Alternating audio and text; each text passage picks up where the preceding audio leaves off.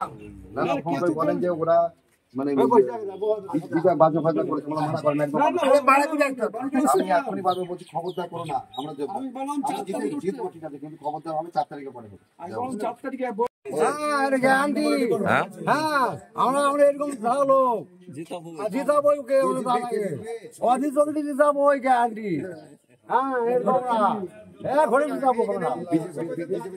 হ্যাঁ BJP BJP দাঙ্গা করে শালাকে জিতালাম, বিরোধী করছে আমাদের কি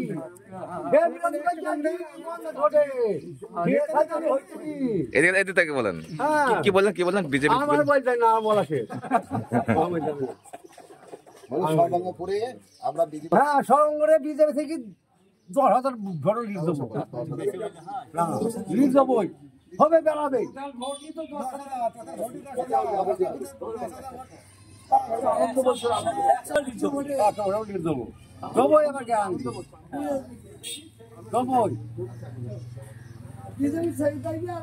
আপনাদের বুথে খুব সুন্দর হয়েছে, মানুষ ভোট দিতে পারছে,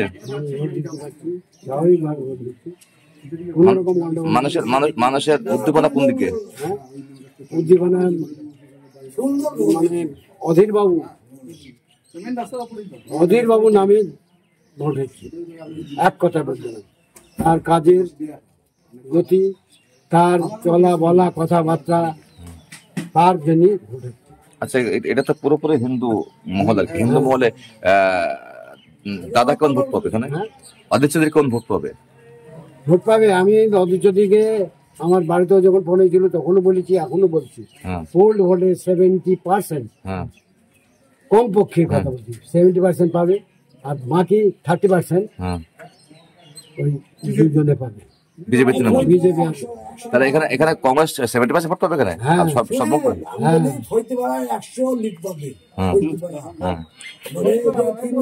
এটা আমার আর অধীর বাবুর কথা, আমি যখন আশা আছে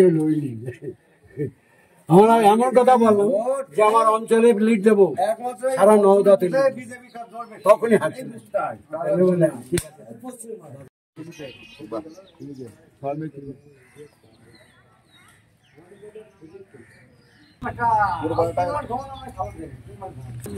পাশাপাশি আপনাদের এই সর্বাঙ্গরে ভোট কেমন হচ্ছে? সর্বাঙ্গরে বাম্পার ভোট হয়েছে, আমাদের প্রার্থী অধীর চৌধুরী ব্যাপক ভোট হয়েছে এখানে। তো আমাদের মূল লড়াইটা হবে বিজেপির সাথে, আমাদের লড়াই।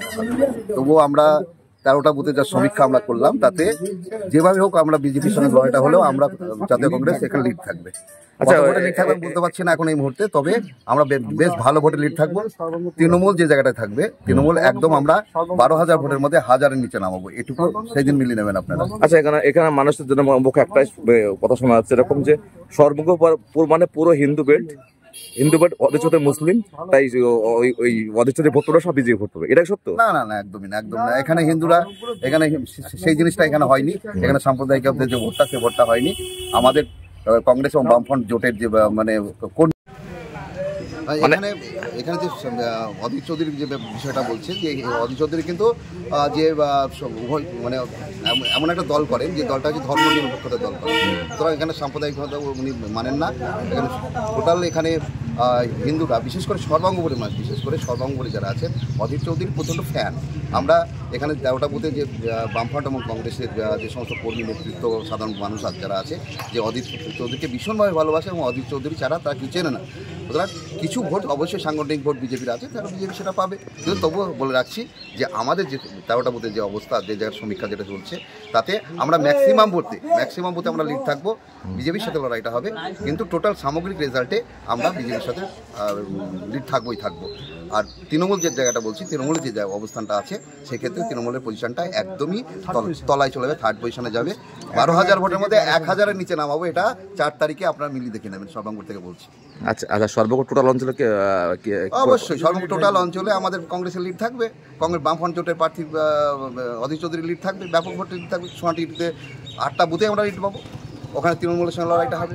আমরা দুধসরে যে 5টা বুথ, আমাদের সেই 5টা বুথে আমাদের কঠিন লড়াই হবে সেক্ষেত্রে, সেখানে কিন্তু কংগ্রেস তৃণমূল থেকে বেশি, টোটাল 5টা বুথের হিসাবে আমার বেরিয়ে থাকবে। সোনার সামগ্রিক যে হিসাব, তাতে টোটাল অঞ্চলে কংগ্রেসের সাথে তৃণমূলের লড়াইটা হবে, কিন্তু আমরা সেখানে 3-4 হাজার ভোটে আমরা লিড থাকবো কমসে কম।